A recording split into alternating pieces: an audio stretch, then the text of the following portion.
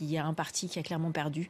Ce soir, c'est le Front National, puisqu'il ne gagne pas de région, puisque une majorité de Français ont montré qu'ils ne veulent pas du Front National à la tête de régions, de grandes régions françaises.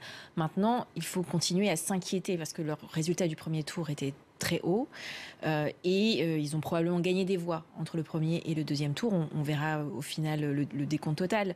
Mais ils ont gagné des voix depuis 2010. Hein. Oui, mais en plus il y a eu une confirmation aussi du vote, donc on peut plus se contenter de dire qu'il s'agit d'un vote de colère de premier tour. Il y a un vote d'adhésion. Et donc ça, il faut s'en inquiéter. C'est pour ça que Jean-Christophe Cambadélis a parlé d'un succès sans joie. Je crois qu'il a raison. On a l'union de la gauche qui nous permet de bien résister dans plusieurs régions, mieux que ce qui avait été annoncé, puisqu'on avait annoncé une déroute totale pour la gauche. Et effectivement, grâce aux électeurs de gauche, le Front National ne passe pas dans 3 régions où il aurait pu l'emporter.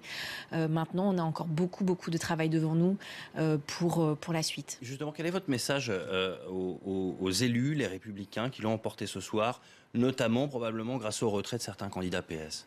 J'espère qu'ils sauront tendre la main aux élus locaux qui sont dans les municipalités, dans les départements, puisqu'il n'y aura pas d'élus locaux de gauche dans les régions, pour travailler avec eux et les entendre. Je sais bien qu'ils aient remercié les électeurs de gauche, c'était la moindre des choses. Maintenant, il faut qu'on puisse continuer à travailler ensemble sur la question du Front National, parce que je crois que nous partageons les valeurs de la République et nous ne voulons pas voir le Front National continuer à monter. Maintenant, on a des projets politiques différents sur beaucoup de sujets et donc la gauche continuera à se faire entendre aussi en opposition aux politiques qui sont menées par